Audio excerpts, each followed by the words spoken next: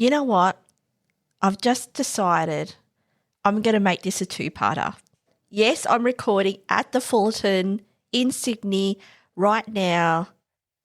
Let's talk about it. Let's go.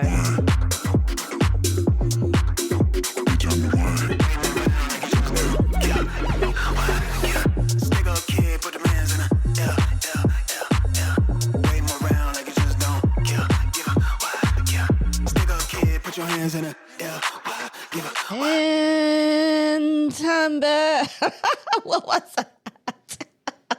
I don't know. I don't know what that was. Hi. Hello and welcome to the Tequila Hour. My name is Amanda. I am recording this. Do I need to take a picture? Probably. I am recording this right now. It is, right now, of course, duh. It is the 26th of March. I'll stop laughing in a second. It is the 26th of March, 2026. It's 9:18 p.m. That's right, bitches. In Sydney, in a not-so-secret location. I'm at the Fullerton Hotel. Yes, I did it. Wait, do I have a splash pad? No, what? If you would like No? Yay! Your password is incorrect. I'm pretty sure no. I'm pretty sure. Yes, that's the one I was.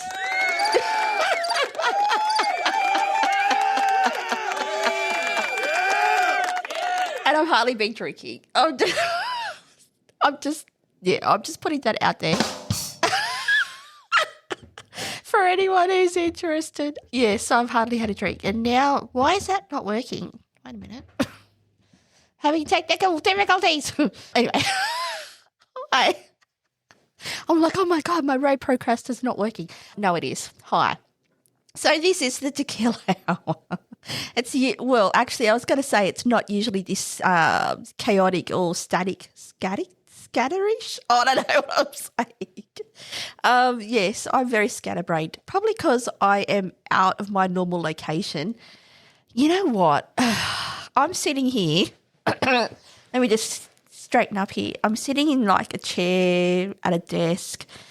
A beautiful wooden desk with glass on top.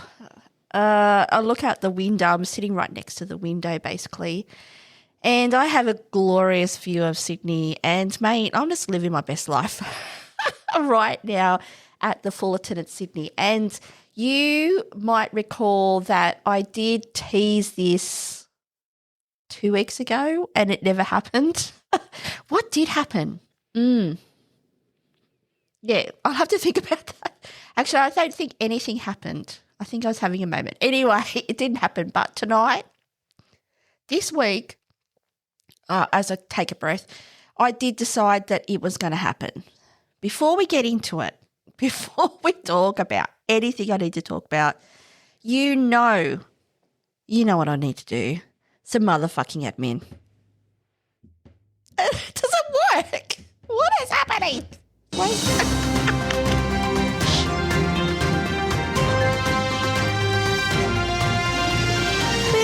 Did I break my smash pads? I hope not. What's happening? I'm not used to it. Probably because my Rode Procaster 2 or Rodecaster 2, whatever you want to call it. I don't want to talk about Rode. Damn you. No, it's not on an angle. I'm probably not smashing the pads. Smashing it enough. I don't know. Anyway, admin. It's Thursday. Like I mentioned, I didn't do a podcast last week. I didn't record one on Sunday. I basically spent time that weekend doing fuck all and nothing, to be honest. I'd had a good week. I was buggered by the end of it. I'll go into it a little bit more about my mindset for you. But, yeah, by the time the weekend came, I was just fucked.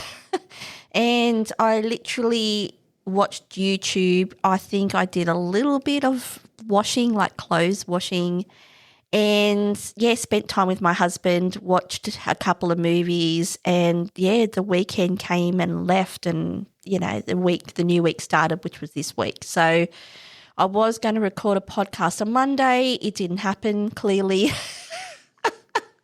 Because here we are on Thursday, bitch. And I think at the time on Monday, thinking back to that glorious day, it wasn't that glorious, that, I was going to record a podcast. I knew I was going to be in Sydney at the end of the week. And, take two, bitch, I really wanted to record at the Fullerton. So here I am. Yes, there is a little bit of mechanics involved with that. So, apart from a laptop and a laptop screen and a microphone and a microphone stand and my Rode Procaster too, there's a lot of shit, all right? There's cords everywhere. It's a lot. In the whole scheme of things, not a lot. Most people will be like, oh, that's it. To me, yes, precious cargo has been delivered and here I am doing a podcast. So, yeah, yay. Yay to me. Why didn't I do one last time? I'm trying to recall now, going through the halls on my mind, as they say. I think last time I'd set it up. When was I here at the Fulton? I can't remember. This is the problem. Was it 2 weeks ago? I was at the Fullerton. Yes, here at the Fullerton. Let me think. What happened? Something happened. I don't know what happened. Clearly nothing good happened. Doesn't matter. I think, actually, I don't know. Oh, yes, I do. It just came to me. That's right. That is all. It's all flooding back, bitch. It's all flooding back now. That's right. I made the ultimatum, didn't I? Yes, the ultimatum. It didn't happen. Nothing happened. Nothing happened. The ultimatum came and left. Sadly, it didn't even arrive. And thus I was alone, which is probably not a bad thing. And that probably leads into more of the discussion I want to talk about today, being alone. I planned coming to here, the Fullerton, not just to do a podcast and work, have the opportunity to work in the Sydney office, which I actually enjoy very much. And probably because I just love the city. So really that's what it's about. I love the city. That I basically pre-planned to myself that, I want to do this. I want to spend some time. I'm going to spend some time.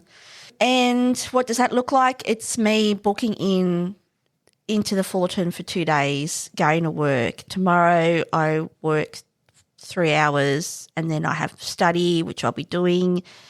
And then, the weekend is mine and, I'm in Sydney and party hardy. So maybe there's that. So, you might recall where I talked about what did I call it? Where I talked about the Fullerton being the portal of my very existence, pretty much. Let me look at I do so many podcasts. Oh, I'm so fabulous. No, I'm not. No. March the 2nd. Yes, that's right. I do have a laptop, remember. I did a podcast. It was titled 2301. You might recall, if you've listened to that podcast, that I talked about the portal that is at room at the Fullerton.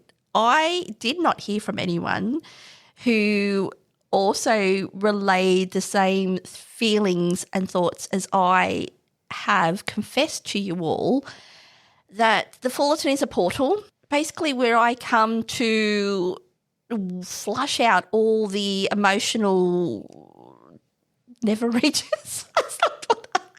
I don't know what to say. That should not have come out. Weird. Maybe don't even use the word flush. It's probably a good idea, Amanda. No, the Fullerton is the place where, it has become the portal of my very emotional existence. What do I mean by that? It is where I come to die. What? What is my brain doing tonight? I don't know. It's being silly. It's playing shenanigans, my brain. No. It is a place where I'll get there eventually. It is a place where I just ruminate. I think about some things I need to think about. It is often a place where, many conversations have been had with myself, staying up way too late, probably drinking way too much. Sometimes, I'm recalling one night where I just basically, cried for about an hour. A lot of emotional release. Release is a much better word, thank you, than flushing. I seem to experience here. And, that episode in particular was talking about a particular room where I seem to experience a more heightened sense of release, shall we say, in many aspects, mainly emotional. Believe it or not, I was really, really projecting. Actually, I didn't project hard enough. I thought about it. Did I manifest it? Slightly. I'm on the floor, the same floor. Okay, I did think to myself at the start of the week that I really wanted to be in the room 2301 to do this podcast and see if the portal shall be real and it opens and I go through a wormhole. I'm not lying. It didn't happen. I'm not in room 2301, but I will say I am on level 23. I am on level 23.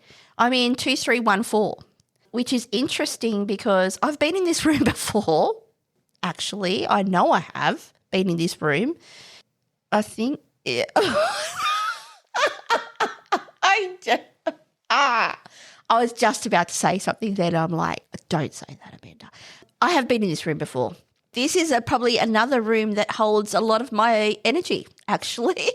Therefore, perhaps that's the reason why I'm in this room. I don't know. But anyway, I'm on the same floor. Clearly, it's just level 23. Is it just level 23? That is the thing, the portal, my portal, where I come to explore and examine all my deep, darkest secrets, emotions, needs, wants, all of the above. Here I am, let's go. So, strap yourself in, okay? Yes, I am open and I'm going to talk about it tonight on this podcast at the Fullerton. Is the Fullerton a portal? Will I share some of my deep, darkest secrets tonight? What will I talk about? First of all, I think if I can get the right smash pad, I'm going to grab a drink. Give me a second. That was not the right one. That's the right one. Give me a second.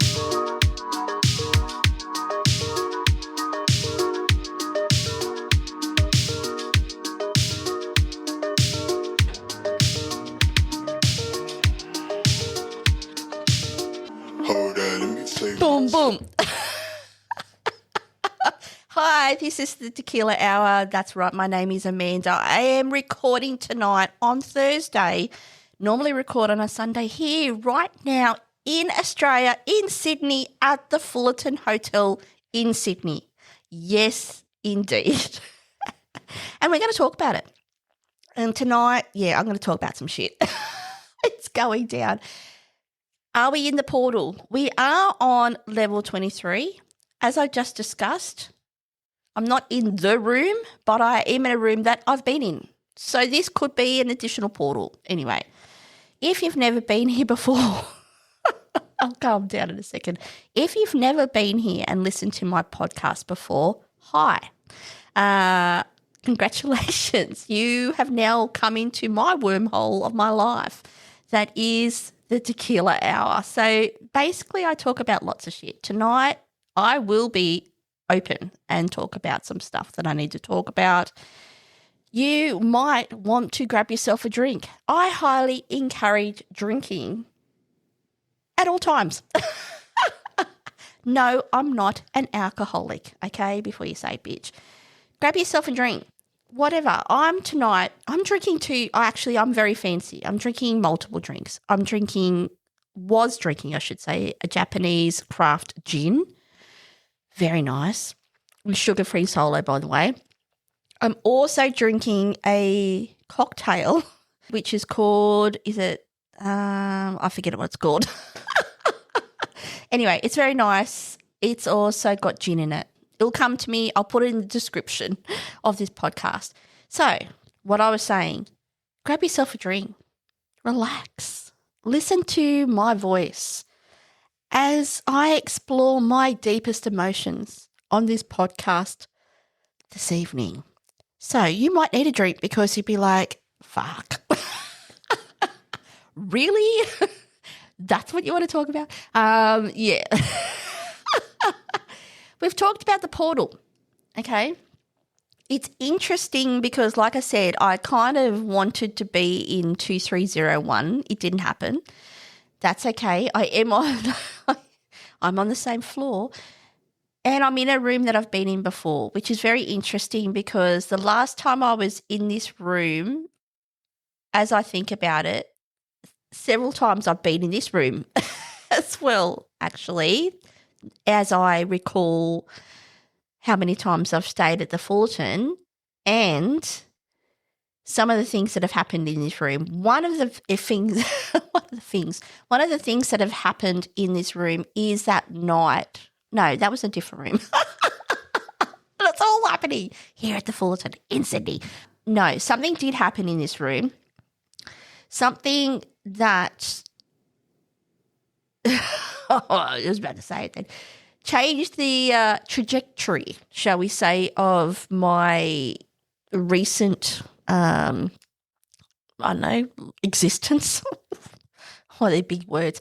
To basically, yeah, it's very interesting to be in this room when I think about what I'm thinking about. Yeah, and to do this podcast. I'm being very diplomatic, aren't I? I need a drink. Give me a second.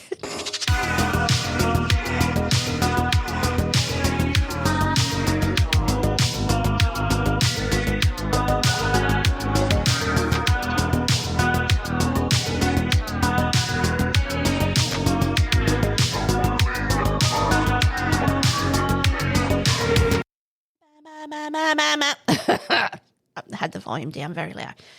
Yes. So, yeah, if you haven't, grab your drink, grab a snack, relax. Why did I title this podcast, Yes, I Am Open? First of all, I was looking for an idea, and if you didn't know, I do have Notepad and, you know, so many things. So many things create a spark, an idea, a conversation that I want to explore, a feeling, an emotion, so much. In Notepad, I have on my phone many titles of podcasts and subjects I want to talk about. It's just a word or it's several words and it sparks something and I write it down. On Monday, I believe, like I said, I was going to do a podcast. I went to Canva. That's the platform or application I use to create my Instagram stories. And I saw one that was like a template, Yes, I Am Open. And I'm like, am I? Am I open? Now, you could surmise that could be interpreted as many things. Am I open-minded? That we could go there tonight. Am I open-minded? Am I open and emotionally available? That's probably where the title sparked my interest. Am I open and emotionally available? I said that twice. Open, emotionally available. Am I open? Am I an open person? Am I an open book? Am I open for business? Am I open for fuckery? And fucking in general. Yes. Am I open? Yes. Let's explore that, shall we? Let's explore some of those things that I just said. Yes, I am open. To a degree. Okay, let's talk about that first of all. Am I an open person?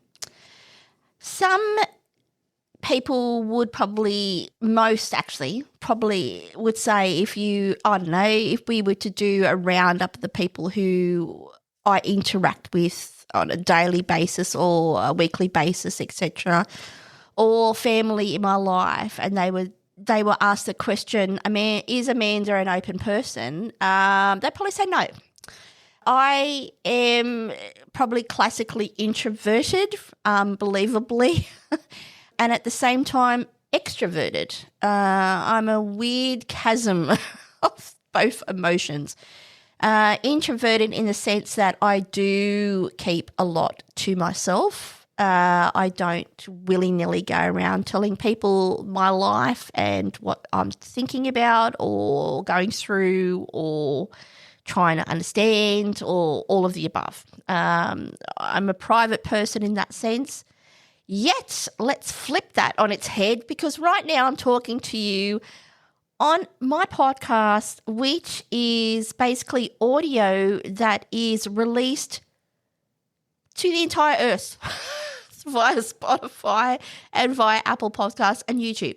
So anyone can listen to my ramblings across the globe. This is the thing. This is the conundrum, the black and white, there's no grey. There is either I'm, closed and shut down for business and not open at all, or I'm fucking open right now, talking on a podcast, talking about my feelings and emotions, and I've done that many a time. This is the balance, the differentiation. No, is that a word? Differentiating? That might be the word. Differentiating? Thank you. Whatever nexus of my life. Nexus is not the word, but yeah, this is me, okay? For all a sundry, if you were to meet me, if we work together as an example, I'm not talking to you about my life story. I'm not just spilling my guts over, my ham, cheese and tomato sandwich at lunchtime. I'm not at the water cooler bitching or carrying on about anyone. I'm at work. I'm doing my work. I talk to who I talk to. There's people that at my work I'm more open and forthright with. Would I say I'm a forthright person? If you were to ask me an opinion about something, yes, I hold back a bit because I'm very mindful that I'm a professional, etc.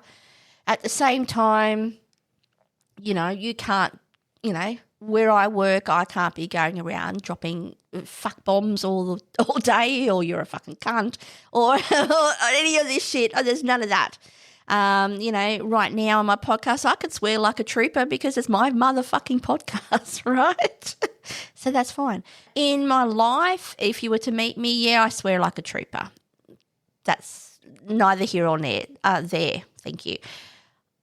Again, though, I would say I'm a probably guarded person is probably a better way to describe it. I wouldn't say I'm completely shut off, though most of the time, yes, if you were trying to describe me, Amanda, as a person, you'd probably say I was, very open, but at the same time, you don't know me at all because I don't really talk a lot.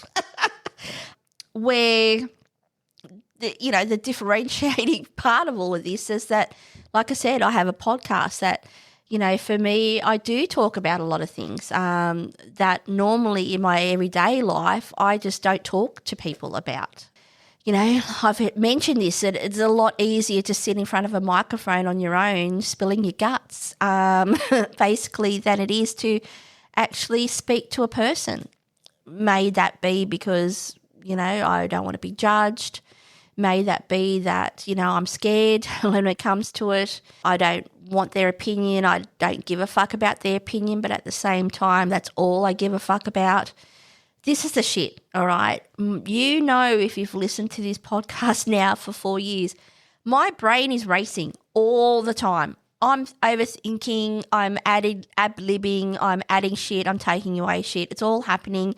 And we're just making a cup of coffee, and this is all happening in my brain. Okay, this is it, my life. This is the place though where I actually get to explore some of that. And for me, that title and that template, when I saw it, and it was, if you haven't seen it on Instagram, it was just a shop front, and the title was "Yes, I am open," and obviously the analogy of the shop being open, but yeah, it just resonated, struck a chord, however you want to say it, that as we know, as I've discussed, and probably why I'm sitting here today discussing it right now, the Fullerton has become, for me, a sanctuary. A sanctuary? Yes. Not a century. A sanctuary. A place where I can have a time out on my own. So I have been here with people, but we won't go into that. Where this is a place where it's just a place where I can just ruminate. I can explore some of my feelings. I feel safe here. I feel comfortable. Perhaps it's because they've got a motherfucking great rain shower. They do, by the way. I'm selling the Fullerton right now. Fantastic rain shower. Beautiful accommodation. I've got a room, I can see the bathroom. It's got a glass. It's like glass and fucking beautiful bath. Great bath, by the way. Beautiful. Love the room. Love the ambience. I'm down with it. I'm feeling it. It's good. Love the desk. Love the chairs. Love the layout. Good size, whatever. Yeah, it's costly. Yeah, I'm fancy. Let me just have a sip of my drink. Give me a second. I need to grab my other one in a second. Anyway, yes, I love it. I really like it here. For whatever reason that I chose to, because I used to stay at the Hilton quite regularly until they pissed me off one day, but that's another story. I often come here. And at the moment, yes, there has been a lot of rumination. There has been a lot of things that and I've touched on in this podcast recently, important decisions that I've made in my life that have been pivotal in a shift in my mind, in my life. And I really, at the moment, I'm in a place where, I really need to think hard and really hard, really hard about some of those decisions, and also think really hard about where I'm going forward. So we'll talk about that. I'm just going to grab another drink, put some music on. I'll be back in a second.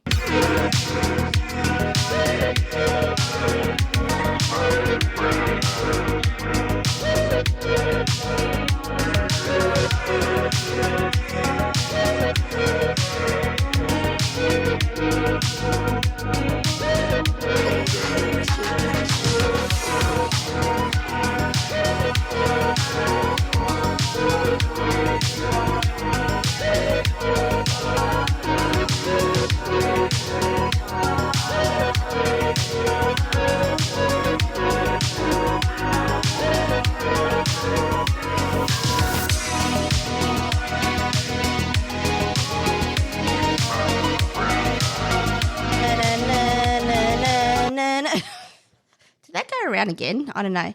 I grabbed the other drink. It's a cocktail, actually. I'm thinking tequila sunrise, but it's not because it's not tequila. It's gin. I'll look it up for you. Anyway. Yes, I'm not going to lie.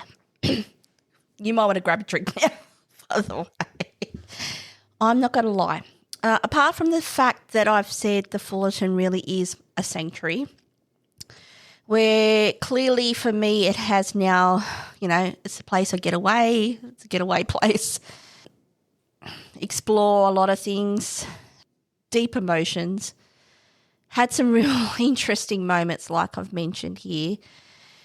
And I was thinking about it at the start of the week because, I was thinking of 2301. And I was thinking about the inherent safety element that I feel where, I do have the opportunity to be alone and, sit and ruminate on my thoughts and get drunk and think about shit and it comes out. I'm the kind of person that, I've just said being open, that in my day-to-day life, I struggle with that. I don't, excuse me, what was that? I don't easily just speak to people about my emotions. I find it quite difficult, probably because I find my emotions difficult to actually talk about. I I'm emotional. I've said this. I'm a very emotional, deeply emotional person. And I'm also a person who likes to be in control of their emotions and be in control in general. So when I am in a particular emotional state or states where I do feel like I lose a sense of, that control, that's where I then, I'll just shut down. It's just easier to shut down basically. So it's not that I don't want to share or relay or have people understand how I'm feeling or why I'm feeling or etc. I'd actually do. Some people, I deeply want to share a lot of the things that I'm going through at the moment. Yet at the same time, I find it very difficult to do so. And, a lot of that, which I've touched on in this podcast series, is a lot of it is around trust. And it's also about just sense of control. So, yeah, the Fullerton, the Fullerton is that place for me. It is a place. It is a place where I can, and I don't know if I've touched on that in the past, where there has been moments in my life where, yeah, I've just hopped in a car and I've stayed at some random, I'll actually leave that for another podcast, but there has been time, actually, I don't think I've shared those stories, but there has been times in my life where I've basically just run away from my life and ended up at some random hotel and just explored my deep, darkest feelings at the time. And just in the motion of doing that has been able to,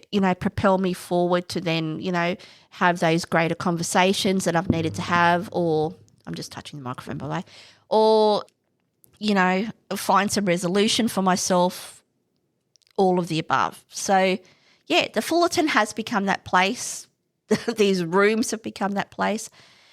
And, yeah, it's now where at the start of the week and even last weekend, where I mentioned earlier in this podcast that I was exhausted, I'm fucking exhausted, mate. I'm exhausted from my decision, actually. I'm exhausted from the whole machinations of it all. I am really now not questioning that I made the wrong decision, but more questioning how that fits into my life. And I really am struggling with that, actually. I've talked about sliding doors. I've talked about parallel universes of where I feel like I'm living parallel lives at the same time, and that's probably leading to my level of mental exhaustion. And would I say I'm exhausted? No. As I hesitate as I say that. Yes, I am exhausted, and it's now becoming a crux, or turning into a crux point where I really need to go, well, do I want to keep doing this, or do I just ignore deep wants and desires for,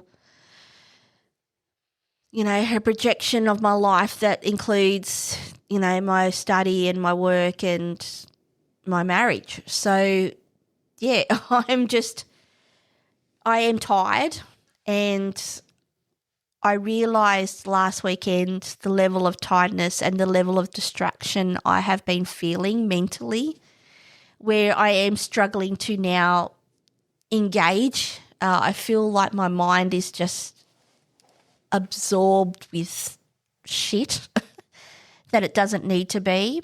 And I think that tells me I know the answer. Yet at the same time, I keep trying to think, well, how can I fit this into my life? And this decision I've made, how can I fit that into my life? And where I'm now at a place where I don't think I can. So it kind of probably why I'm here at the Fullerton, because there is a level of I know letting go is something I don't really want to let go of in its entirety, afraid that I'm going to lose myself or part of myself again.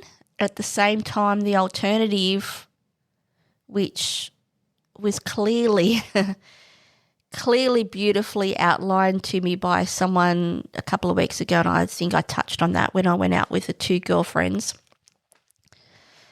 beautifully articulated to me and asked particular questions of myself, and thinking back on the conversation, I know the alternative, and I've explored what that looks like, the alternative. And I'm shit scared, to be honest. So yay. So the Fullerton is now, this is the place where I'm having a time out. I'm here, having a time out and really, really thinking about some things that I really do need to think about. I really do need to think about what my university study will look like moving forward, because I don't feel like I've given it enough of me to really achieve the goals I want to achieve. So that's one thing. And I'm probably being a bit hard on myself, to be honest, around that. But there's that. And then there's those life choices that I've made that, thinking back to those choices that started in January that I made, or even last year that I've touched on, going overseas on my own, and the progression of what those kind of decisions have impacted on my life. And, the most important relationship that it really does impact is my marriage. That, I'm now sitting here today and I'm fucking exhausted. And there has been a little bit of that for quite some time, but now it's becoming a hindrance, not a good distraction. It's becoming a hindrance. And I don't want to feel exhausted. I don't want to feel like I'm living in parallel lines of my life simultaneously. I don't want to feel scattered, even though I am someone who ebbs and flows into like full concentration or complete bedlam in my consciousness, to be honest.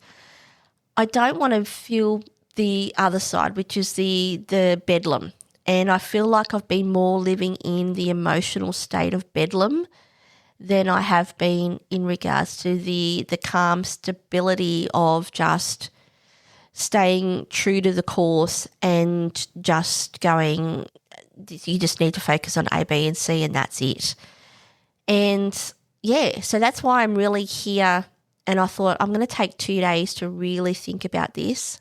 I know tomorrow after work and, my study time, that'll give me some time to go up to one of the most beautiful bookstores that I've ever been in, which I love, which if you know Sydney at all, it's in the Galleries, which is right near the Hilton, and it's a Japanese store. I don't know the name, but I'll link it in the description of this podcast, and I think I've done that before.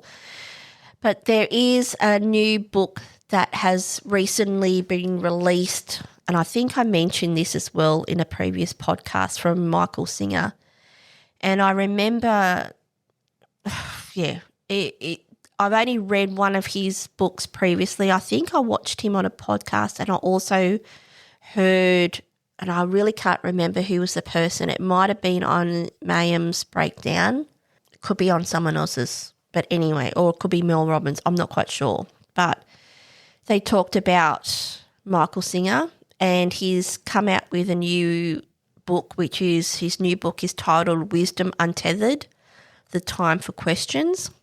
I think the book I read was Living Untethered. And I read it maybe a year ago now. And I still remember the last chapter, and I was just crying my eyes out. So, yeah, it really struck a chord with me, and yeah, I look forward to grabbing his new book. I think for me, one of the reasons why is because of the experience of the last one and the subjects he talks about. I really need to get to a place like of my soul, soul level shit, which is why, I've talked about here the Fullerton, the portal and all that kind of, it's not a literal portal. Might be. It might be. No. Yes, it is where I go there, mate. I will, like I said, I will stay up to 3 o'clock or 4 o'clock in the morning just watching a really bad love movie, love story movie, just to get to the crux of why I'm feeling a certain way, to get really to, I know my heart and my soul and my heart are clearly intertwined or could be the same, but that deep, can't even get that deep, deep emotional place where I just feel it. And I think I've talked about this where I don't know if you're the same or not, but for me to really understand and process something, I go deep. It's an inherent need of mine to understand and move forward, is to really feel it, which is very painful, actually. But so required for anyone who, see, now I'm going to cry. No, I won't, bitch, no. Really required for anyone who is like myself. I can attest to this, where you are stretching yourself as a motherfucking human being.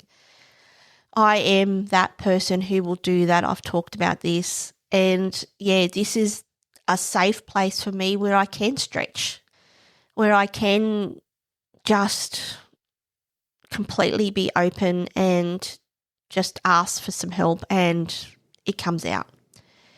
That could be the portal to the other side. I don't know. Let me just grab my drink. This is the thing. If you hear that in the background, that's my drink. Let me take a sip. Yes, it could be a portal for the other side. I don't know. What I do know is that even though, as I was just about to cry a second ago and kind of pull myself together, so needed, I need this. I don't know. Am I a glutton for punishment? No. Sometimes I feel like I am, or I doubt my sanity. I don't think I'm insane, but I just really doubt why I feel the inherent need to just go so deep in my life to understand my thoughts and feelings. But that's who I am.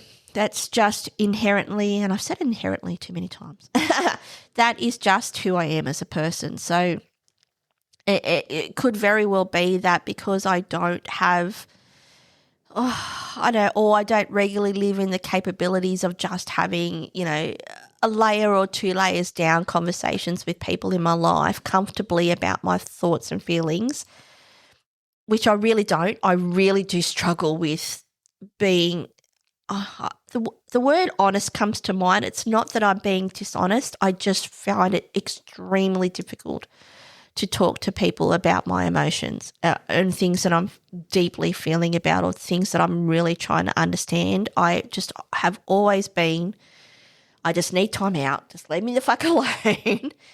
I just need some time out. Now, in the past, there has been times where I've forced that time out, probably to a detriment. I will say that. Hand on heart, I'll do it. I'll say it. You could even say to yourself that some of the decisions I've made lately have been to the detriment of me just having a time out. That's one way of looking at it, just thinking off the top of my head, that yes, this whole decision has been a massive fuck you and a detriment to me to really explore some deep emotional pain than I have felt for some time. Am I a psychologist? No. Should I be? No. Hell no. I don't know. No, I don't. No, I do not want that.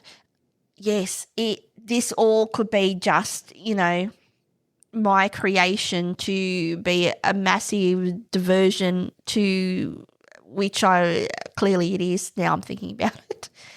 A massive diversion to the shit that's right in front of my face. And yet I know what's in front of my face and I choose to ignore it. Or I don't ignore it. I tiptoe around it, suck it up, absorb it, pretend, live in fairyland. I don't know. Whatever. Yes, so it's interesting that, like I said, that template in Canva was, yes, I am open, and it was the storefront, and it's clearly the analogy. Yes, it's interesting that the Fullerton has become, in air brackets, the sanctuary that I retreat to really explore some of the emotions that I need to explore, because I can just speak truthfully and openly and fluidity. Is that a word? Fluidity? Did I just make up another word? Fluidity? I don't know. Where, yes, I can just let it out.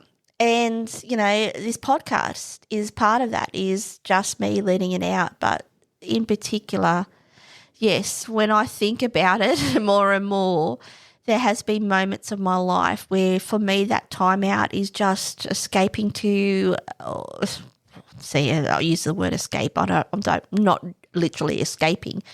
Maybe I am.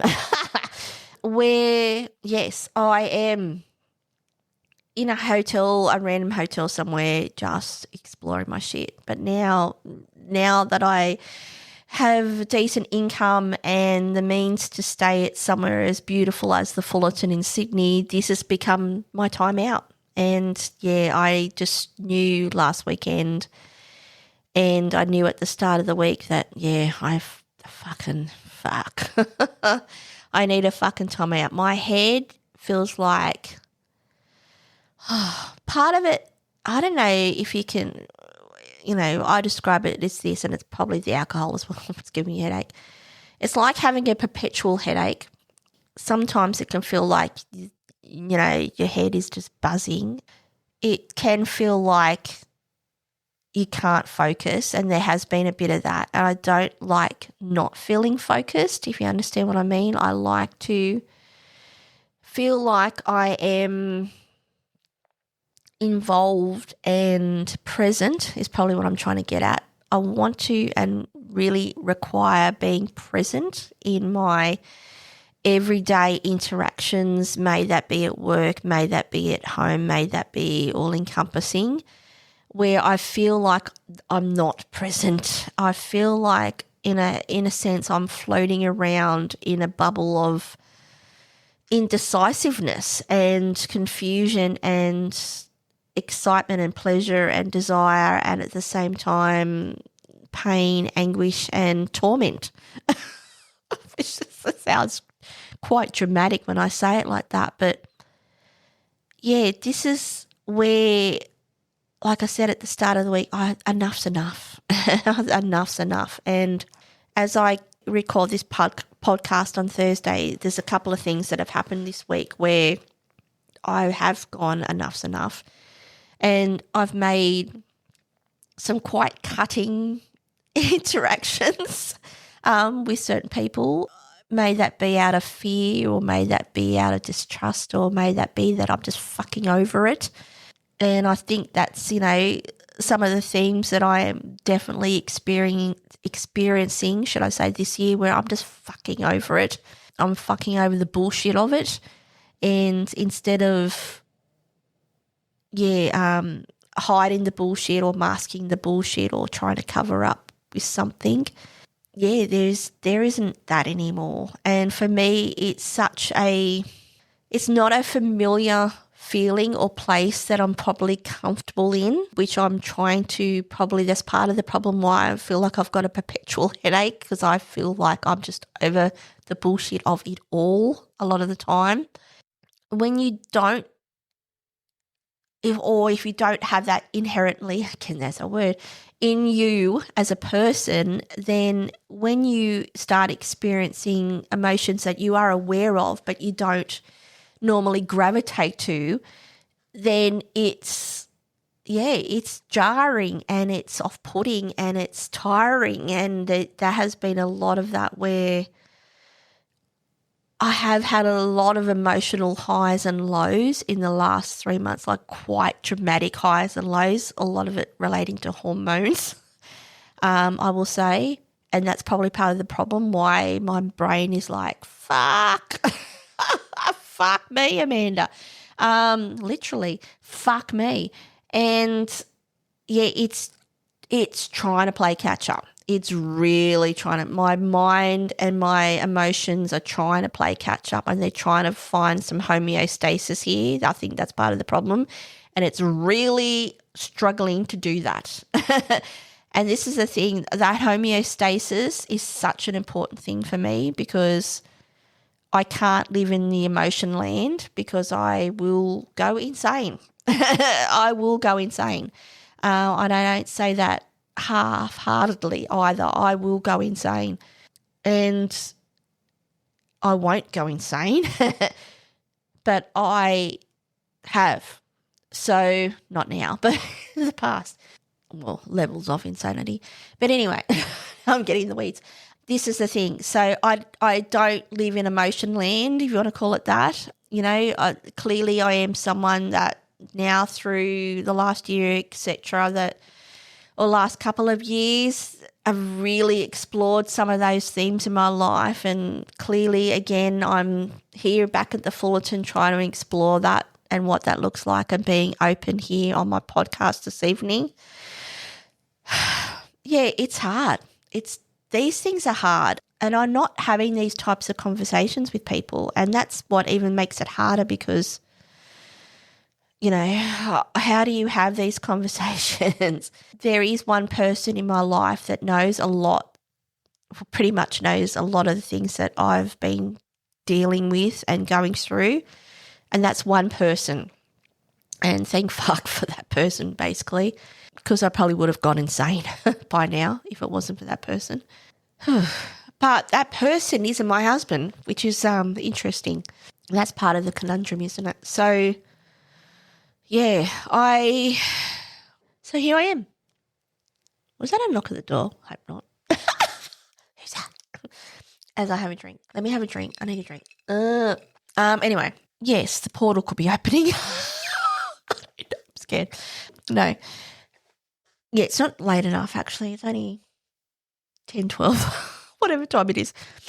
Anyway, this is the thing. It really, the template, the conversation last weekend, Monday, the level of exhaustion, the level of fog, the heightened level of emotional up and down. Part of it is, well, which I don't think have I talked about this? Oh, God, I don't know if I have. I think I have. That I did previously, and I have started again. I started taking Wegovy, which is semaglutide. The chemical. So basically it's not Ozempic, but, you know, same kind of shit, right? Same but different. I restarted that when did I restart? A couple of months ago now. But I was on it last year, and I came off basically due to sheer cost. It's fucking ridiculously expensive. And yeah, I started it up again in January, you know, making all these fucking crazy decisions with a bitch over here, because yes, I needed to lose weight, and you know, it has its benefits, but I will acknowledge that for me, it does affect my brain chemistry in some way. Clearly it does, but I am very acutely aware that it's affected my brain chemistry in some way, separate to the decisions. And I think a part of that as well is part of that chemistry shift, hormonal shift and chemistry shift, apart from the Wegovy, also semaglutide, is that, and I thought about it the other day and it just popped in my head and popped out of it, that for me, and clearly this podcast is called the Tequila Hour. Would I say alcohol is a crutch? Maybe at times, could be deemed as that. Like I said, I'm not an alcoholic, but I have used alcohol if you want to say, I'll be very open here that, if you had a long week and you fucking have a couple of drinks, is that using alcohol as a crutch to get through your emotions? A psychiatrist or psychologist probably say yes, Amanda. It is. I would say to you, the thing that popped into my head the other day, which was interesting, is the food. So, I'm overweight, and the reason why I wanted to go on this type of medication. And I find it interesting that, I actually enjoy the level of suppression. I think that's probably why I'm struggling a little bit this last 2 weeks, is my dose has gone up quite, I think it's nearly the second highest dose that you could have of it, and it's gone up quite substantially in the last change, and to the point where I'm nauseous a lot, actually, which is never a nice feeling. But that level of not using food as a crutch, and like I said, that thought came into my mind literally only a couple of days ago, where I wouldn't say to you at the moment or in the last couple of years, I've had a binge, and I've talked about an eating disorder that I had as a teenager a long time ago, a very long time ago. I have probably always, in some semblance used food as a reward system or something to calm me. Most people would say and agree that they do the same. The thought that popped in my head, because my appetite is suppressed quite substantially, and to the point where it's not like I'm not hungry. There's some times when I'm not hungry. At the moment, I feel really shitty, I'll be honest. In the last fortnight, I feel really yucky, and that's probably has affected my mental state, which I probably should acknowledge and give myself a fucking break for that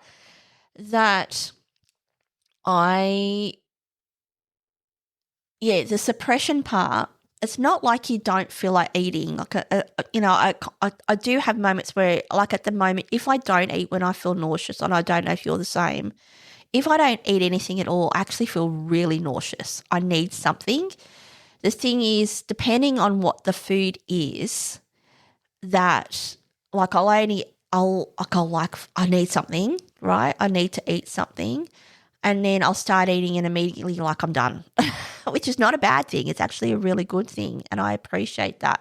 Go Wegovy. Thumbs up. Good on you. Good thing. The mental thought or mental switch that I had in my mind is that, food's not the thing that, can placate that emotional distress.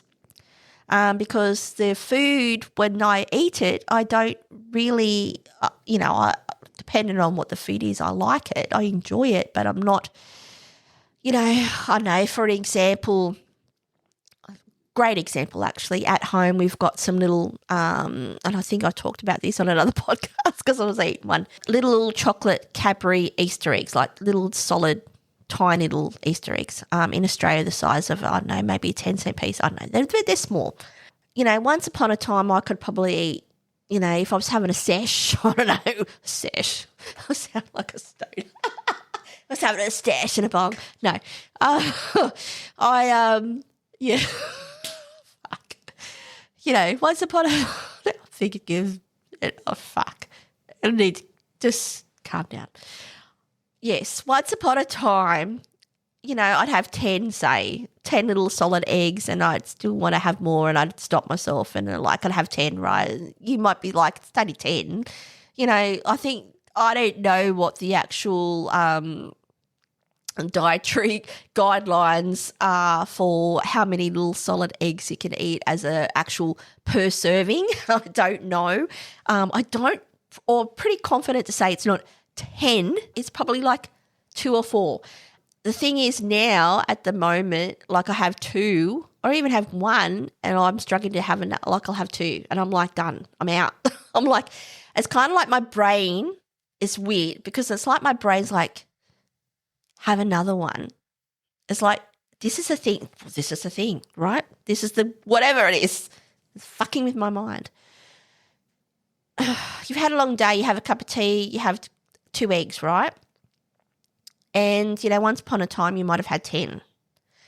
The 10 were, you've had a fucking long day or you've had a shitty day and you're calming yourself, right? And there's the oxytocin and the dopamine that comes with that and the pleasure and it's like, oh, chocolate, right? I have 2. There's a slight hit. I feel nauseous and I'm not getting that feeling. Do you know what I mean? But at the same time, my brain's like, you want more. But my body's like, no, you don't. You don't want any more. So it's like having its own, like, I don't know, like the angel and the devil on the shoulder, but in my brain, it's like my brain is like, have another one because you've had a fucking shit day and it'll make you feel better. At the same time, in real life, not a conscious thought, I'm trying to nut this out here in the portal, that is the Fullerton, that live, that, yeah, it's like, no, bitch, you've had 2 and you're done. And no, it's not going to be the crux anymore to kind of get over the fucking shit fucking day that you've had, mate. You've got 2 and you're done, mate. You're done. So you're going to have to work out another motherfucking way to kind of control your emotions here. And that's the thing. That's what's happening unconsciously now for me. And like I said, the other day I was just like, that's the thing. I'm not having that emotional support from food anymore. It's like that's being taken away, which is can only be a good thing. As I say, that can only be a good thing, can't it? It is logically, and think about it for a second, yes, it is good for me to do that. Yet it means then my brain is like, fuck you, cunt. It's like, fuck you.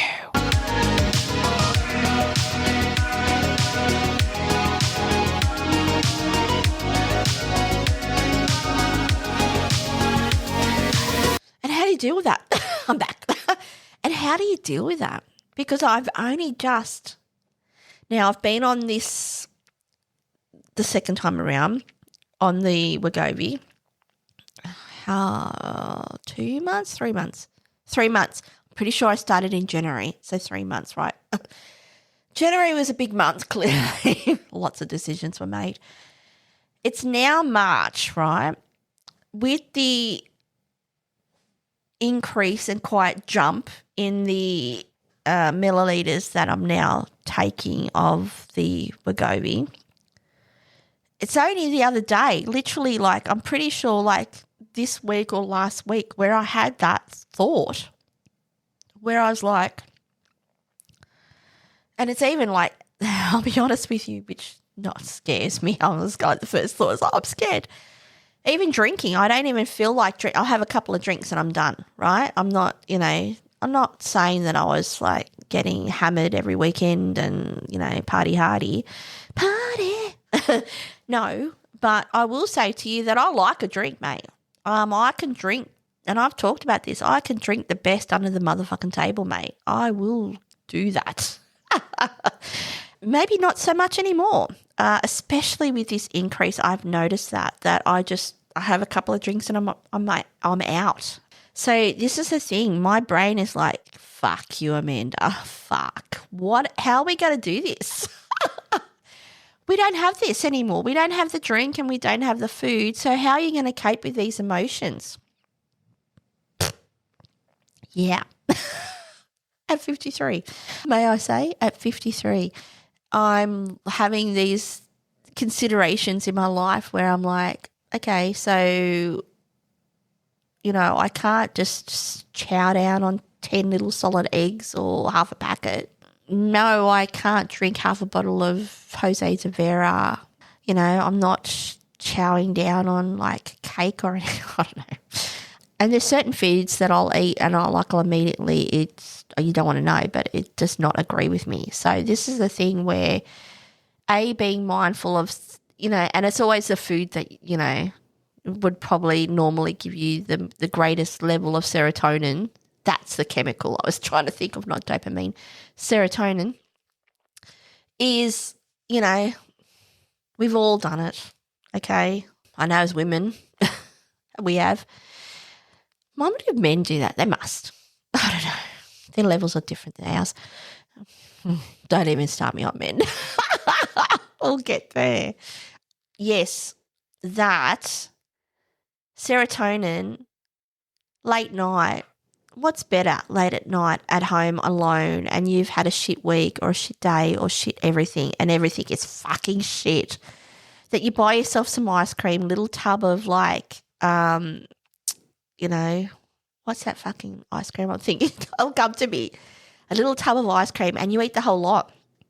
And there's nothing better, mate. Nothing better than eating a little tub. Like you might eat a litre of ice cream. I've never done that. Have I? No, I don't think so. But, yeah, just buying a little tub of ice cream and you treat yourself and you eat it all and you're full and you're like, ugh, in a coma of bliss of smashing a whole ice cream tub. There's none of that happening anymore. This is the thing. And, yeah, just the other day it just hit me like a split, like a lightning bolt actually. I was like, you know what? Food's not your crux anymore, mate. Food isn't the crux that your brain or your psyche can use to, counterbalance some of those emotional states that normally it would have used to try and bring back, that beautiful word, homeostasis. Therefore, what do you use?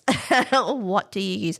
Exercise is probably the first thing that comes to mind, and clearly I've done that in the past and clearly understandable as to why people do it because, instead of being obsessed with chocolate, you become obsessed with exercise and that can only be a good thing. But this is the thing. I don't have a thing. And my brain needs a thing, clearly. And now that I've kind of that lightning bolt that happened the other week or only a couple of days ago where I'm like, yeah, it's not the crux anymore. What does that look like? What is the crux then? What do you need a crux? And then how do you then just, I don't know, you've had a fucking shit week or you're fucking pissed off with your fucking partner or pissed off at the world. How do you deal with that without eating a tub of ice cream? Yeah. Yeah. Yay. So there's that. There's that's an interesting thought that I've had, and now, yeah, it's kind of like at the same time where I just said immediately I have to replace that with something else. Immediately I have to replace eating a tub of ice cream with exercise to try and satiate the emotional imbalances that I have in my mind. Well, why do I need exercise exercise is good, obviously. I'm not going to poo-poo exercise. Calm down, motherfuckers. But why do I need to have something to, interchangeable to replace another to have homeostasis is what I'm trying to get at. It's interesting that I don't, for someone who is proud of their emotional intelligence, shall we say, that at the same time doesn't have or feel like they have the capability to regulate their emotions, though I clearly do. I clearly do.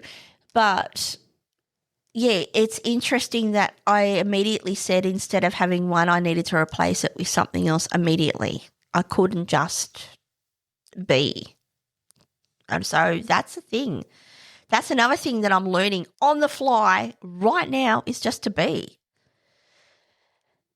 Be angry. Like that week that I was like, fuck, I was angry. I still can't believe how angry I was, and it still lingers actually. So angry. Really angry. Being angry for a whole week and some. What? Being sad. Being sad. It's like though my brain is trying to play catch up. Like I said, that sense of fogginess, which I think a part of it really is the Wegovy because I've got a splitting headache half the time. And I probably do need to drink more water. That's part of the problem. But my brain is just struggling. My brain is just like, what, bitch, what? It's struggling with that. It doesn't have a distraction.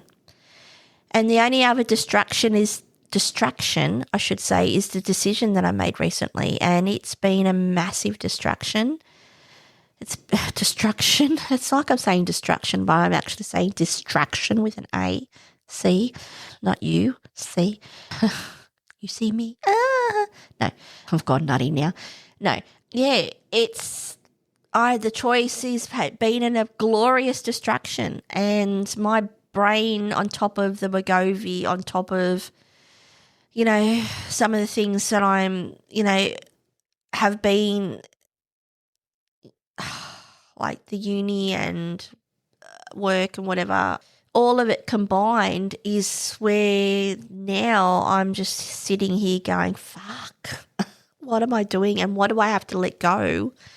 What do I have to let go here, or do I need to let go, which I know I need to let go, by the way, to try and just steer back to the course I want to steer in and feel more sane and more present and not foggy. And I don't know then if I'm going to, as I yawn, I don't know seriously if, I removed the decision that I haven't told you in its entirety. If I was to remove that, I know what the alternative looks like. Or I think actually, not I know, I think I know what the alternative looks like because I was in that alternative, okay?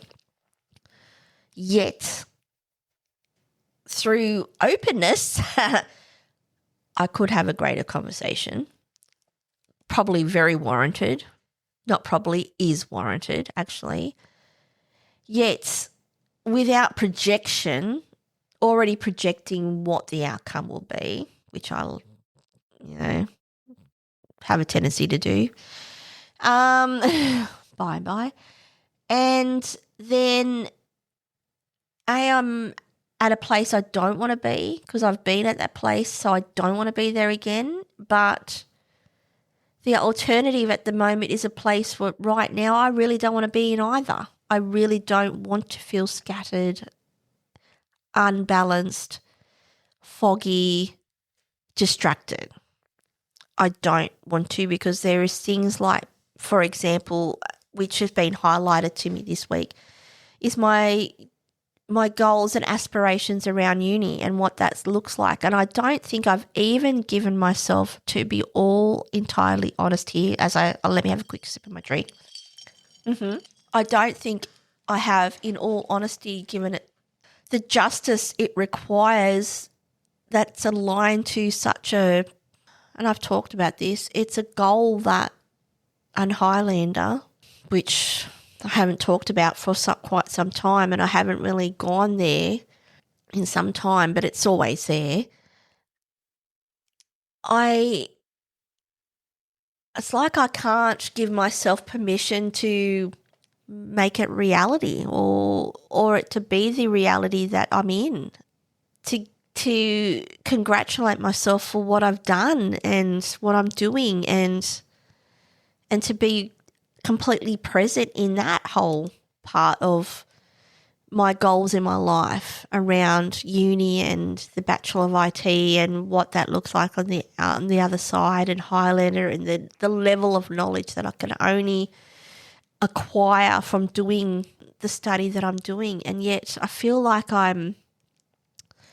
the word sabotage comes to mind. I feel like I'm sabotaging myself in a way because I don't know if I deserve it, or I believe in it, or I think it comes down to that I don't deserve it. It's not even, I was going to say it comes down to a level of intelligence, and,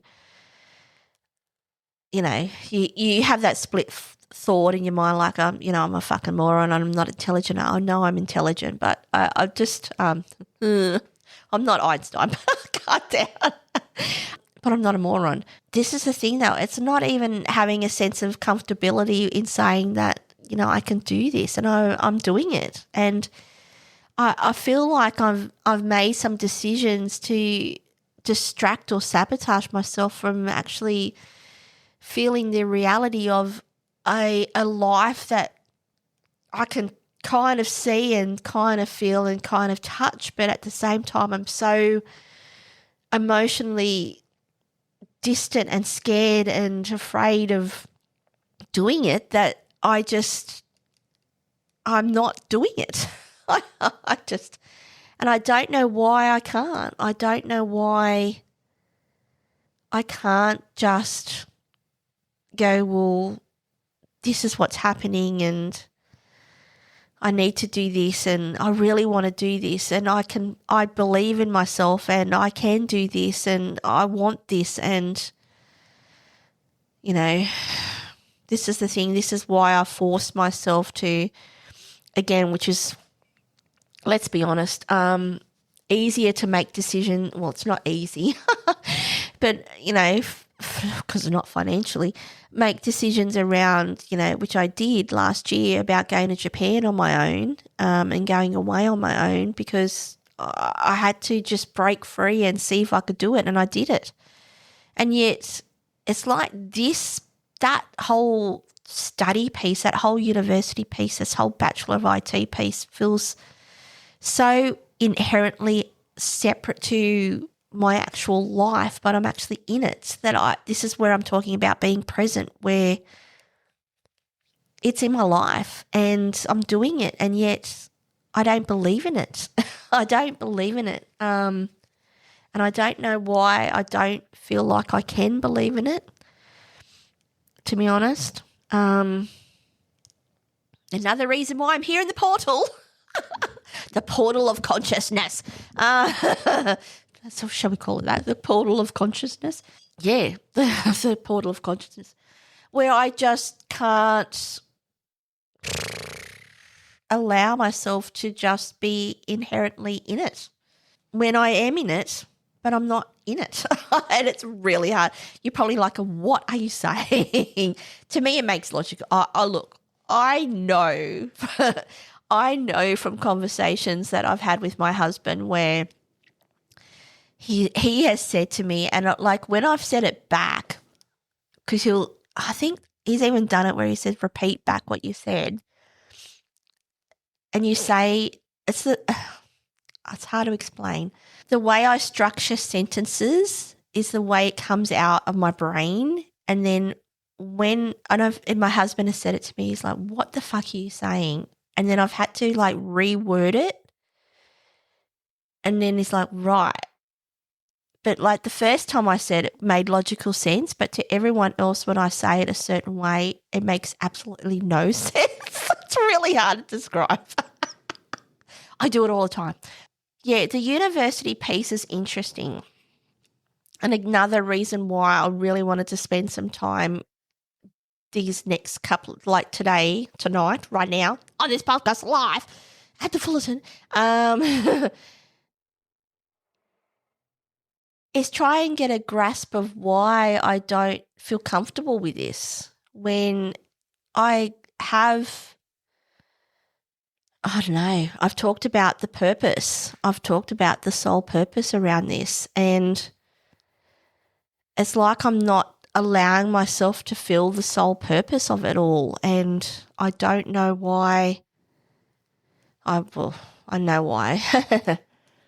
In a way, excuse my blowing my nose there. That it's about being afraid and it's about being alone, which is quite ironic actually, because I feel like I am alone. Now I'm getting deep. What? Where is this going? I'm going with it. I said I'm open. I'm going with it. Yeah, I feel alone. Yeah. Yay. I'm going to listen to this back and be like, shit, I'm not going to release this podcast. Feeling lonely is very lonely.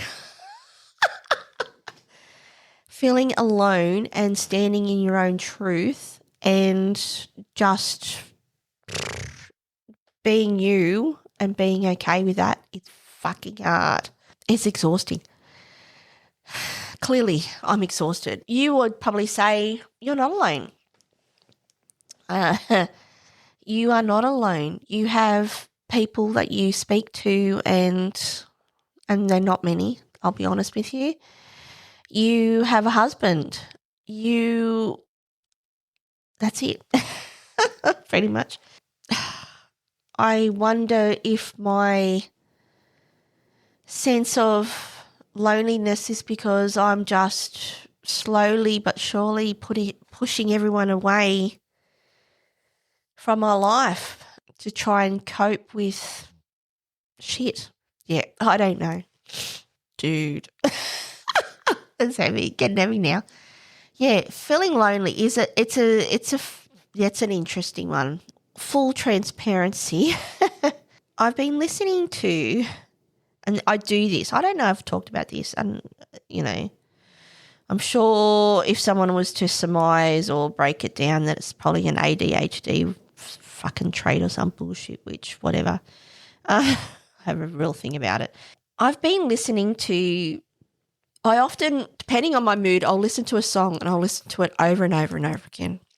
Like, I do this quite a lot actually. I have certain songs that I'll listen to, and like depending on mood as well, there's some songs that, like if I need to sing my heart out, I'll listen to Whitney Houston, example, whatever. But in this last week, 2 weeks, after a particular, moment where I basically told someone to get fucked nicely, that I've been listening to, which is, you're going to laugh, show me the meaning of being lonely, which is the Backstreet Boys. I'm laughing because it's hilarious. I will link the song to this podcast. I've been listening to that song way too much lately. Where, there is a sense of loneliness in all of this, a sense of being alone in choices that I've made, and not that I need, in some semblance, I'd love to have like a shit ton of girlfriends around me, just, as I was curled up in a ball and they're holding me and telling me it's okay. Weird. Like some weird coven. That's what I'm picturing in my mind. No, that's not a reality or will ever be. At the same time though, I've said this, that level of exhaustion where I mentioned it. The food is not the crux anymore. The alcohol, it was never a crux, but, these are the things, these are little pieces of the puzzle of a human being that, the deviations or the distractions we use just to keep our shit tight, right? And this is the thing where, that they're gone. I have one clear distraction at the moment where I'm just questioning that even, and then going, fuck. Then I will be sitting in it and I will be lonely. And how do you tell your husband that you're lonely? That's a good question. How do you tell your husband that you're lonely? Spur that out. Portal, damn you, Portal. No. But how do you do that? How do you do that? How do you tell someone that you're lonely and explain what that feels like when, again, I'm not alone, but I feel lonely. And there's that level of now I'm saying things. Great. There is that level of, and I've said this before in my life, where you're the last standing soldier and you're just keeping your shit tight and you're keeping it together, and you motherfucking can do that, and you will do that again and again and again and again. And yet you will have those moments like I am having at the moment where you are just so tired. You are tired and your brain is tired and your whole essence of a human being is tired, and I wouldn't say I'm holding on for dear life. It's not that dramatic, but I don't think I'm acknowledging the shit that I'm actually doing. Maybe that's part of the problem. I'm not acknowledging, even though I'm saying it out loud, and I'm saying it because I probably do need to. I'm not acknowledging the shit that I'm doing and what fucking amazing work that I'm doing. So deeply swallow. Yeah, I'm just... the thing that comes to my mind immediately is that I'm my own worst enemy. And I'm sure a lot of people feel the same way when they're going through all the different situations, challenges, etc. in their life where, you're questioning, you are not supporting, you are just delving into boohoo-ness. And, you're not seeing... Instead of seeing the light, you're seeing the shadow. I don't know how else to describe it. Instead of seeing the strength, you're seeing the weakness. Instead of seeing your bravery, you're seeing your powerlessness. Where am I coming? Where's this coming from? That's what I'm saying. Instead of feeling you're supported, you feel alone. And... yeah, I think that at the moment I'm struggling with that feeling of feeling alone. That's what I'm struggling with. So, and the only way not to feel alone is to talk about it. So yeah, I'm talking about it.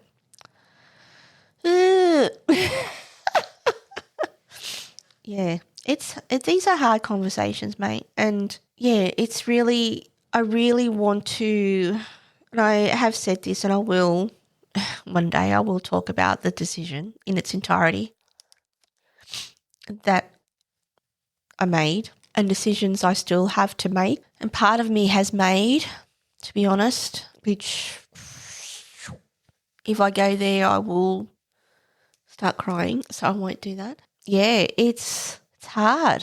It's really hard. And you think that the solution would be just to go, yeah, and I'll go, I know the answer, so I'll just go A, B, C, D, and E, and F, and to Z, and it's not.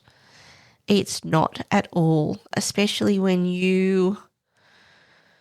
I suppose you have a marker in your life to, not align it to, but you've got a marker that you could, I can't think of the word, but you've seen it before in some semblance, and shoo, you're like, fuck, I don't know, I do not want to do that again. Yeah, and it's, people talk about this, about level of history repeating itself, and it's history in full force at the moment, repeating itself, actually, when I think about it, when I really let my mind go there.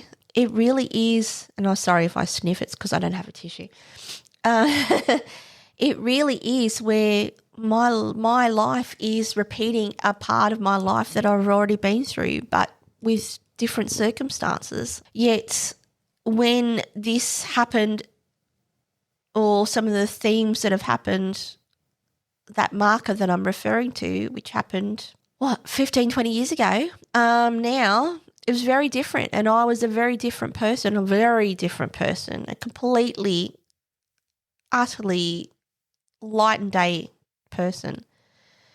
And yet that emotional strings that exist in consciousness throughout time still exist, and they are tethered, and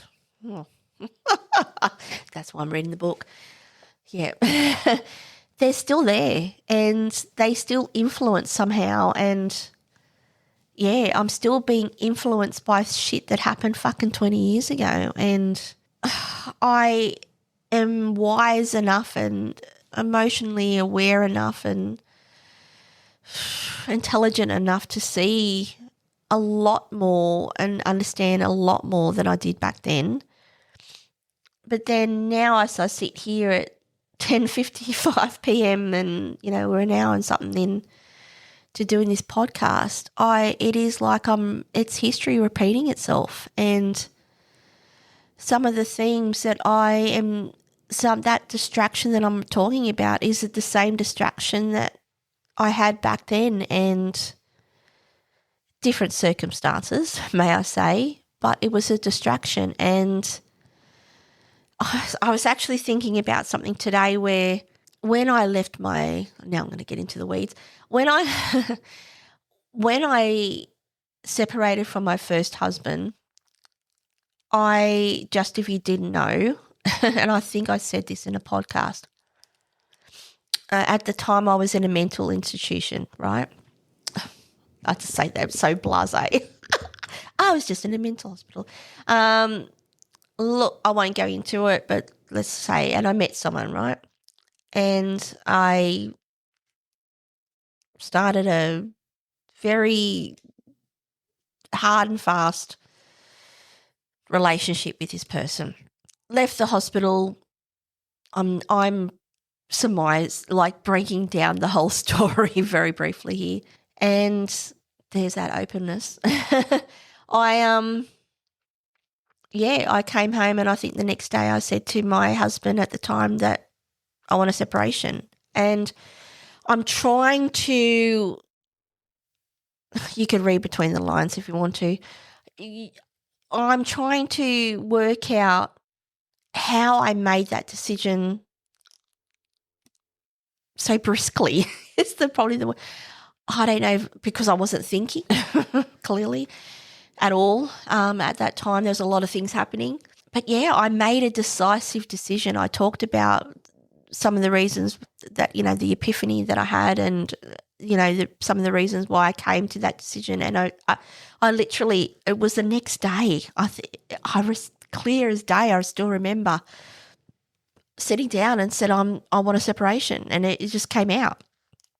And 20-something years later, I still can't have a decent conversation or an open conversation to say I'm fucking lonely and, yeah, I'm struggling. Do you know what I mean? The thought about that moment that happened 20 years ago came again to my mind only a couple of days ago, because I was like, how the fuck did I make that decision? How did I make that decision? Did I even make it? Because it happened, clearly it fucking happened. I know it happened, bitch. But yeah, I don't know how I was so decisive, and so it happened. Do you know what I mean? And then I'm trying to read into something where, what's the missing piece in comparison to how I feel right now? What is the missing piece? What am I missing?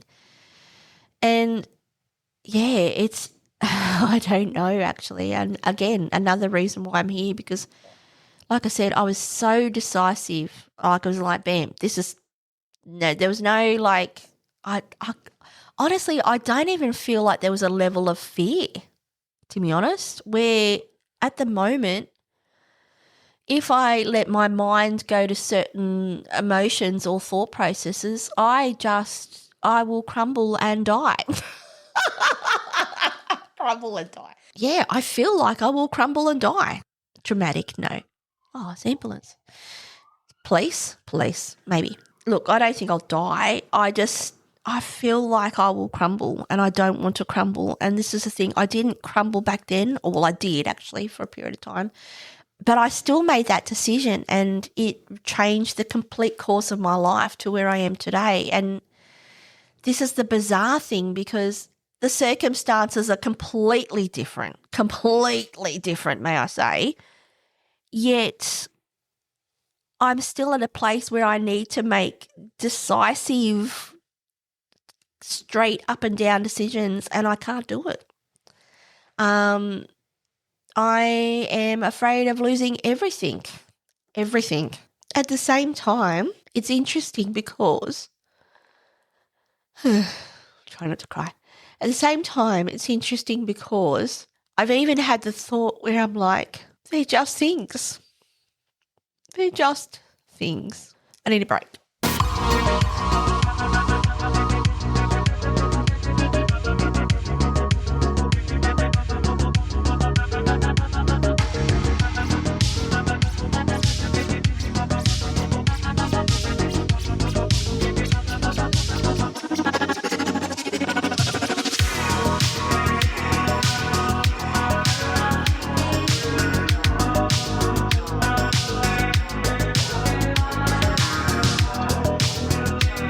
Well, that turned dark quick, didn't it?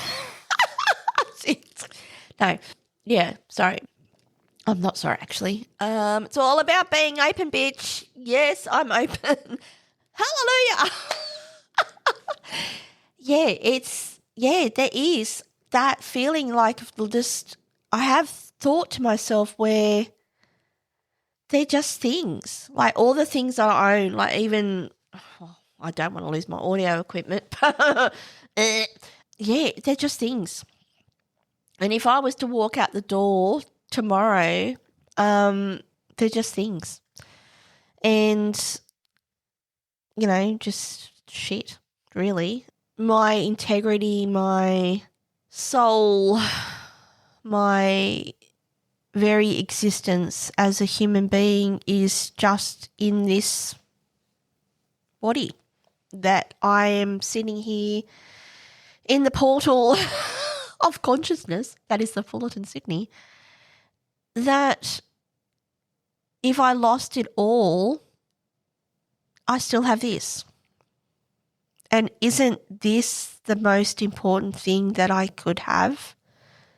Isn't this the most important thing that I could have? Yes, it is. Mate, dude, I've probably said a lot that I shan't regret. I may have a moment of quiet capitulations after listening back to this podcast. Very likely. Mate. Again, it comes down to that conversation, doesn't it? We are not alone. I'm not the only one. Many before me and many after me will be going through similar themes, similar conversations, similar emotions, similar everything to what I am talking about right now, live on this podcast, and being completely open and honest. And yeah, I know that even with me staying up till like 3 or 4 o'clock in the morning today and having a big cry and, watching a really soppy, I was watching when I was eating dinner, which was a pretty shit movie, might I say, as a love movie. And you can read into it. I don't give a fuck. The End of the Affair with Julianne Moore and Ralph Fiennes. Is that his name? Fiennes? Shit movie. Don't watch it. I like, when a movie gives you a warning about, violence, blood, gore, all the good shit. Graphic sex scenes. Nothing graphic at all. Boo! Did I see cock and vag? No. No, I didn't. Anyway, it was a shit movie. But anyway, I probably will end up watching. I probably will end up watching another movie. Anyway, yes, it's so good to, and this is the thing where I know I'm going to listen to this back and really think to myself, should I release this podcast?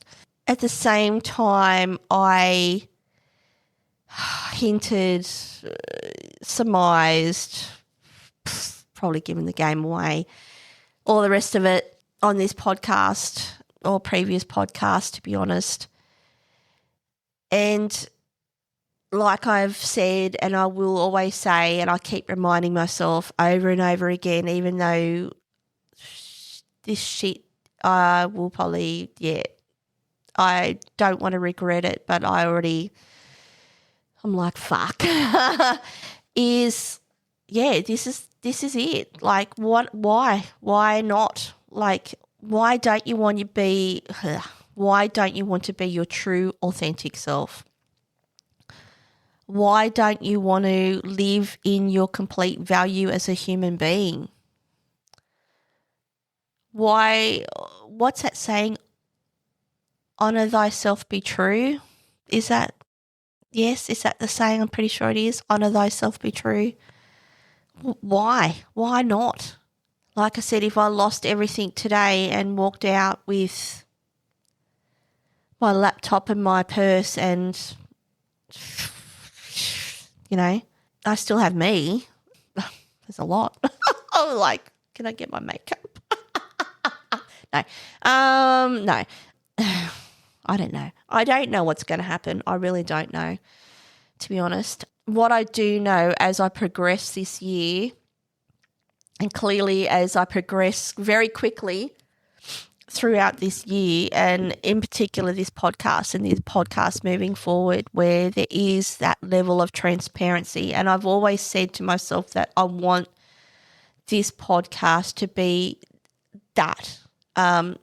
Not only as a place of reflection for myself, and I was talking about this, this ideal of mine, which is part of this podcast. There's several reasons, and I've talked about why I do it. One of them being it is that reflection piece, that open-ended journal that I can listen to after I finish recording tonight. I'll listen back to what I said and I'll probably shit myself. Go, fucking hell, what are you doing, you idiot? At the same time, I'm like, fuck, yes. And I want it to be more yes, not fuck. Do you know what I mean? I want to be comfortable with being who I am, my integrity, openness, kindness, wholeheartedness, just true essence of a human being that just shares how they feel. And honestly, I've said this where, look, I don't need to know your life story, but I think I want you to feel comfortable if you want to share it. Do you know what I mean? Like, if you were a stranger and you came up to me and you started talking about something that was really hard in your life, I want to be open and present to hear you and, be of some level of comfort. I'm not going to save you. I'm not going to change anything, but I'm just present. And I would like to think that for me, on the other end of this conversation tonight, where for me just talking openly and being open and being honest and talking from a place of just intention and purity, really, that not only does it help you as a human being if you are experiencing some of the things that I'm talking about tonight, or it actually in the end helps me. It helps me like the portal of consciousness. I've called the Fullerton the portal of consciousness. I should come up with the whole thing. The portal of consciousness. That'd be like, we're not the portal of consciousness. Please don't call this hotel the portal of consciousness. Where, yeah, I want to be comfortable enough to just be all of me full force.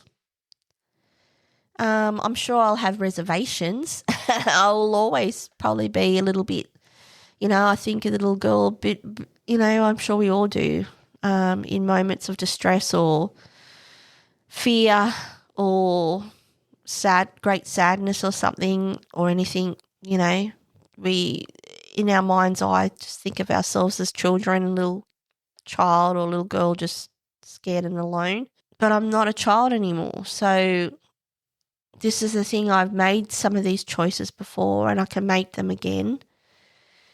I am in control of making choices in my life. I am in control of choices I can make moving forward. Yeah, it doesn't make it any easier though. Yet this will always be the place where, as I progress through the next months, the next year, this will be my safe place, the Fullerton consciousness. No, the consciousness, the portal of consciousness.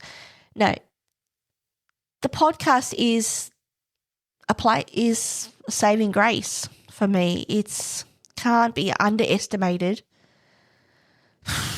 The level of importance. This podcast, even though I'm being very transparent in this one this evening, I cannot in any way downplay the importance of speaking your truth and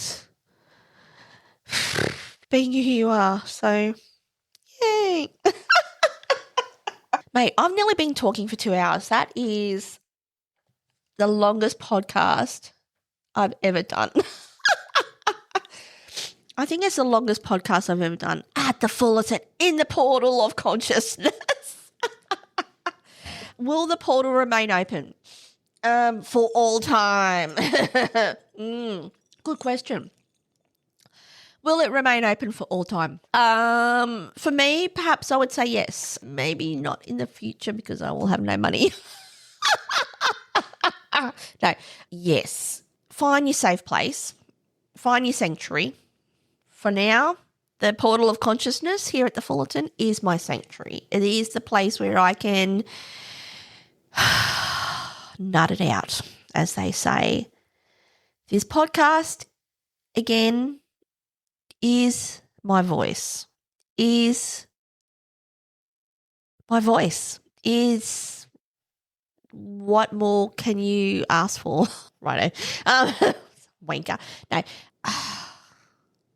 Over and over again, to the annoyance of probably many people, where I've said how important communication is, and yet so often I don't live by the same rules as I say. Don't we all? Again, give myself a hard time for just being human, basically. Yeah, I can't underestimate the power of this podcast for me as a person to really just be my authentic self and really to speak about that hardship, mate, that we all experience. And for me, how many times I know from personal experience where, like the portal of consciousness, I'll stop in a second. The Fullerton, that, yes, how many times on a podcast where I've come in guns firing and at the end been in a place where I've worked it out because I've used my voice. I've spoken. It's come out of me. My voice is my soul talking to you and saying, this is who I am as a person and do you hear me?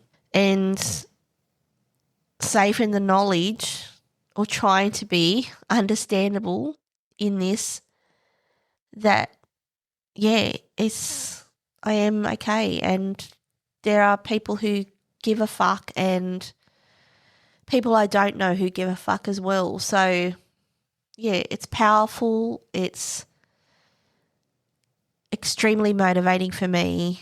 It's probably going to be something that thinking about decisions that I'm making will be a very important shining light in my life, a distraction.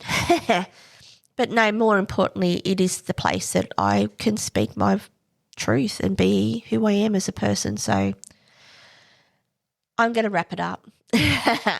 You'll be like, I need a drink and I need a toilet break. I think I need one too.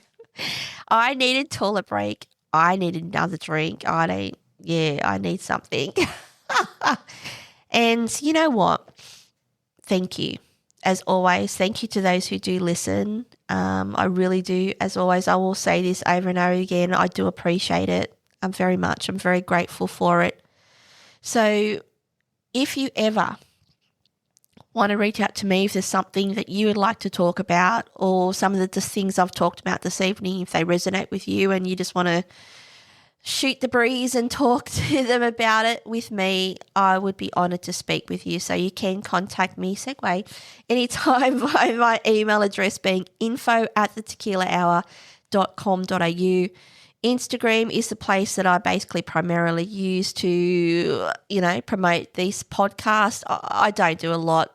Should I do more? Maybe. Whatever may be, be the future be yours to see. Que sera, sera.